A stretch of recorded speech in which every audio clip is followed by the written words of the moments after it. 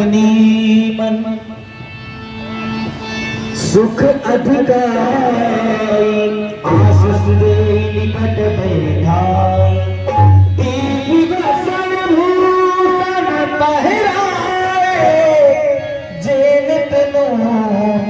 अमल तुम जो अपने बंधु बांधवों को छोड़ करके सभी सुख वैभव को छोड़ करके अपने स्वामी के साथ वन को चली आई, इसे देख करके मैं अति आनंदित हुई। तो सीता, हमारे पास ये कुछ आभूषण और वस्त्र हैं जो देवताओं के द्वारा मुझे प्राप्त हुए थे। ये वस्त्र आभूषण कभी मैले नहीं होते हैं, ये तुम्हें मैं उपहार स्वरूप देना चाहती हूँ। लीजिए पुत्री सीता, धारण कर।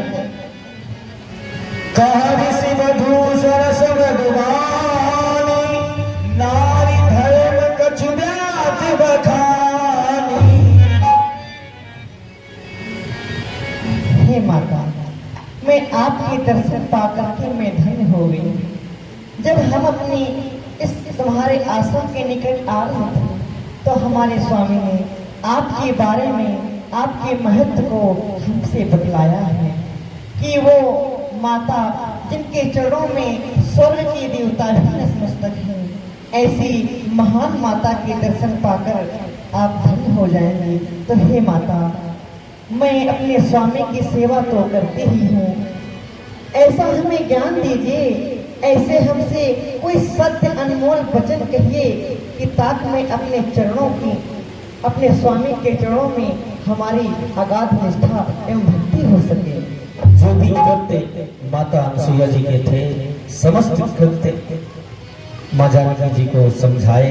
पुत्र सीता, तुम देखते हो कि जो मैंने सारे कार्य किए हैं, तुमको तो पता है कि जो देवता होते हैं वो नाना प्रकार के स्त्री को प्रलोभन देते हैं, परंतु उस प्रलोभन में यदि कोई स्त्री नहीं आती है अपने स्वामी के प्रति, वो अडिग रहती है, तो देवता क्या पूरी सृष्टि भी उस स्त्री के चरणों में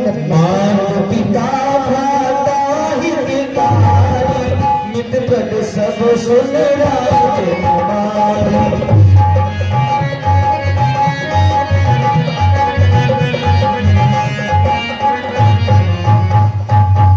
पुत्र सीता, जो भी स्त्री माता, पिता और भ्राता का घर छोड़ करके आ करके और स्वयं स्वामी की ही चरणों की सेवा करती है। आज जो तुमने कहा कि हमारे स्वामी ने हमारा बड़ी ही प्रशंसा की, तो उस प्रशंसा में मैंने कुछ भी नहीं किया, बस मन क्रम वचन से सिर्फ अपने स्वामी की ही चरणों की सेवा की। अमित गानी भरता अधम सुनारी जो सोनते हैं। अरे यदि स्वामी कैसा भी हो, क्रोधी हो, अंधा हो, बधिर हो, यदि कानों से सुन न पाता हो, यदि मुख से बोल न पाता हो, उसके शरीर में भले ही ना जाने कितने रोग हो, परंतु ऐसे भी पति का सम्मान करना चाहिए। पुत्री सीता, धीरज धरे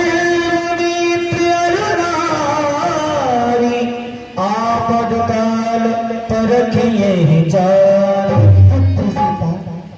चीजों की परीक्षा आपत्ति काल में होती है। धीरज, धैर्य की परीक्षा आपकी आपत्ति काल में होती है, धर्म की रक्षा आपत्ति काल में होती है, और मित्र की भी परीक्षा जब होती है जब आपत्ति काल होता है, और स्त्री की भी परीक्षा तभी होती है जब आपत्ति काल होता है।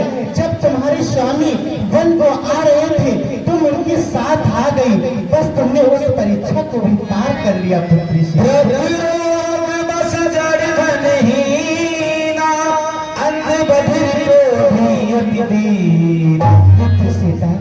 संसार में बहुत सारी स्त्रियां होती हैं, उनके पति कोई आंखों से देख नहीं सकता है, कोई कानों से सुन नहीं सकता है, कोई मुख से बोल नहीं सकता है, कि कोई शरीर से दुर्बल है, कोई से काम कोई कार्य नहीं कर सकता है, ऐसे भी सोहबत करके अपमाना नारिता जमपुर दुखनाना।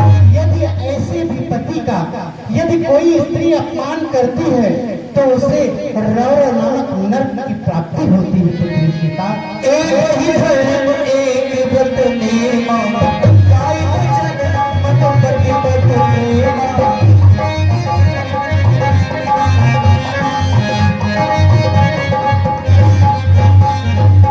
पुत्री सीता, स्त्री का एक ही धर्म है, एक ही व्रत है, एक ही पूजा है, वो है अपने स्वामी के चरणों में नींव लगाना, प्रेम करना, सदा उनके चरणों में ही बैठना। यही स्त्री का धर्म है।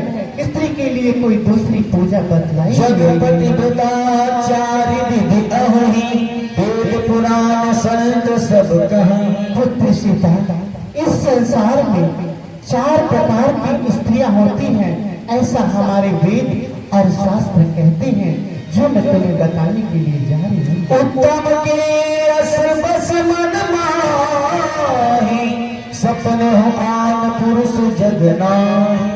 जो प्रथम वर्ग की स्त्रियां होती हैं, वो अपने पति के सिवा किसी अन्य पुरुष को स्वप्न में भी नहीं देखती है, नहीं देखती है।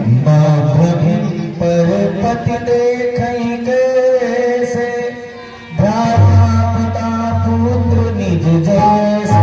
और जो मध्यम वर्ग मतलब द्वितीय वर्ग की स्त्रियां होती हैं, वो देखती अवश्य है, परंतु जो उससे बड़ा होता है उसे पिता की दृष्टि से देखती हैं, जो बराबर की उम्र का है उसे भ्राता की दृष्टि देखती हैं, और जो उससे छोटी आयु का है उसे पुत्र की भांति देखती हैं। वो जो स्त्रियां होती हैं वो द्वितीय वर्ग की स्त्रियां होती हैं। देने अवसर भय रह जोई, जाने हो धम नारी जग सोई। और जो तृतीय वर्ग की स्त्रियां होती हैं वो भयवश, अपने ग्रह के भय से, अपने पति के भय से, इस समाज के भय से अपने ग्रह में रहती है। उनके अंदर कामना तो अवश्य आती है, परंतु उस कामना को इस समाज के डर से अपने अंदर ही रोक लेती है। ऐसी तृतीय वर्ग की स्त्रियां होती हैं। और चतुर्थ वर्ग चकबरी पदरत करे, नरक कल्प सत परे। और चतुर्थ वर्ग निम्न वर्ण की स्त्रियां ऐसी होती हैं जो अपने पति को छोड़ करके दूसरे पति से रति करती हैं। ऐसी स्त्रियों को जमपुर में नाना प्रकार के दुख प्राप्त होते हैं। पुत्री सीता, दिन श्रवणारी परम व्रत लहई, पतिव्रत धर्म छाड़ छल गही। और कुछ स्त्रियां अपने पति का धर्म भूल करके नाना प्रकार के दोषों को अपनाती हैं। पति प्रतिकूल जन्म जहाँ जाई, विधवा हो पाई तरुणाई।